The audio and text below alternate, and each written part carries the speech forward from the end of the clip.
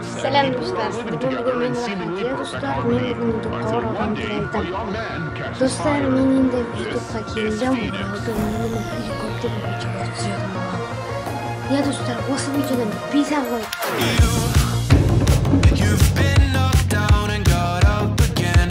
Assalomu alaykum. Xayrli kun dostlar. Қалайсыздар?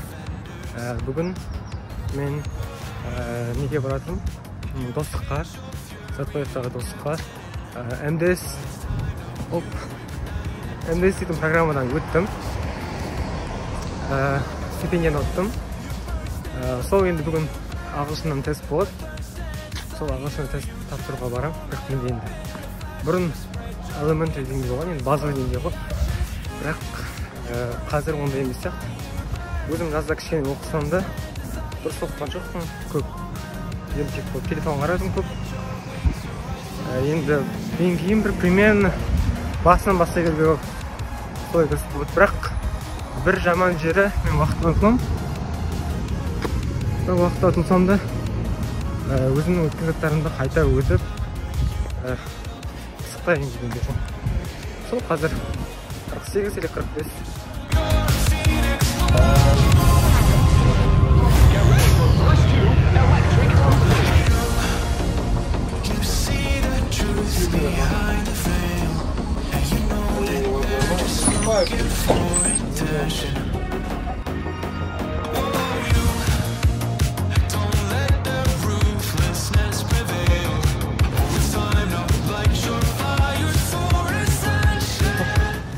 Жаңа ғана шықтым мен. Ағылшын тест емес, пәндік тест болды. Яғни мен физика пән мұғалім болатын болсам, жетсе сол физика бойынша тест тапсырдым. 50 сұрақ болды, деңгеймен. Ол нормально былай. Бірақ мен вообще дайындалған жоқпын. Қашан ұбт тапсырдым, осы 2 ай жарым бұрын. Содан бастап вообще физикаға тестке қарағанда жоқ. Соның нәтижесімен ағылшыннан физикадан тестті тапсырдым. Мен сол қазір үйге барам. Сол бүгін үйге барып, жасайтын шаруалар бар. Өзім баяғыдан бері істейтін деп жүрген саморазвитие деген соны ұстап қарап, іздеп көріп, неден бастау керек, соның барлығын қарағым келіп жүр. Әйтсе, артқа қалдыра беремін барлығын. Сосын бір барлығын дұрыстап план бойынша істесем, кино қараймын. Кеше бір кино қарап едім, Джон Уик деген. Соны екіншісін қараймын. Есте бүгін планның бәрін орындасам.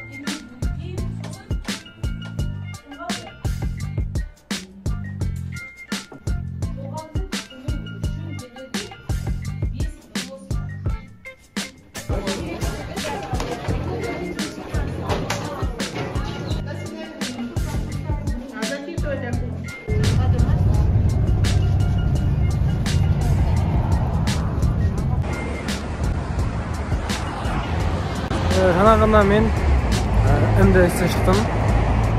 Ағылшыннан тест болып, кеше физикадан қабылдай. Бастамасы керек шығарым негізше. Ана ешқайсың мен барымша білетінше белгіледі. Сол енді қазір үйге қайтайын, сағат примерно 5-те болып қалды. Үйге барып ұйықтағым келіп тұр, тамақ ішіп ұйықтағым.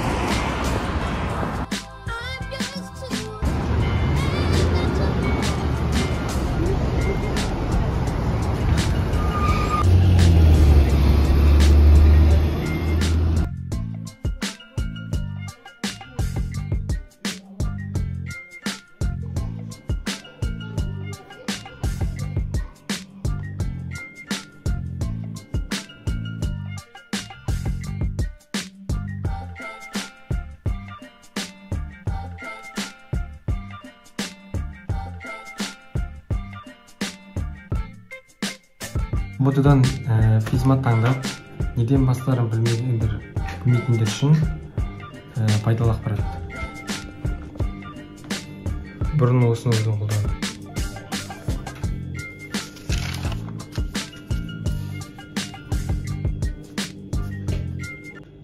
Қазір осы видеоны осы аяқтауды шештім. Қазір менің оқып жатқан кітабым «Мир души» деген кітап. Бұл кітапты оқудағы басты себеп өмірдің мәнінде. Осы сұрақты өзіңізге қойып көрген шығарсыздар. Енді осы кітаптан мен түсінгенім, осы кітапты оқудағы басты себебім осы болса, енді түсінгенімді қанақша сіздерге айтып берейін. Өмірдің мәні өзіңді құрастыру, тану, өзіңнің әдемі көркем өміріңдің суретін сала білу, қайталанбас өміріңнің шедеврін құрастыру ақыл арқылы. Ақыл дегенде мектеп, универ, өзіңді тану, қоршаған ортаны түсіну, білу, қайтпастық, ұмтылыс және көзіңе ақыл, қайрат, дін, еңбек не керек екенін түсіну. Қандай мақсаттардың керек екенін түсіну осы направлениялардан. Содан кейін сол таңдаған түсінгендерің бойынша мақсаттар қойып еңбек етуді бастау. Өмір жолында мақсат приоритеттерді жоғалтып алмай, сабырлылық және ақыл денсаулығын сақтап еңбек ету қажет. Өмір бізге бір рет беріледі, сол үшін сәнді өткізу керек. Жарқын, өзімнің қосқаным, жарқын тұлға болып, әр сәтіңді бағалап, артыңнан қымбат, биік білім қалдыру. Менің әзірге түсінгенім, оқып анализ жасап жатқаным осы. Әзірге толыққанды емес, бірақ сіздермен осыны бөліскім келген. Әр адамның өзінің тану барысында, өзіңді құрастырудың барысында өзінің өмірдің мәніне деген түсінік құрастырыла басталады екен. Сол жол енді бұйырса басталмақшы. Бүгін 8 болып қалды. Сонымен қайтадан тренировканы бастадым. Көп болды мен негізі. Бүгін мұна разминка істедім. Дұрыстап разминка. Сосын барып, базовый турник пен брусьядан жаттығулар істемекшімін. 4 подход турниктен 5 рет артыламын. Осын брусьядан 4 подход 5 рет осылай. Осын тағы престі қосу мүмкін. Преске качать етіп. Сосын келесі күндерден бастап жаймендеп қосып отырамын. Яғни повторениені көбейтіп, 6-ау, 4 подходта 7-ау, сол сияқты аз-аздан жайлап қосып отырамын. Солай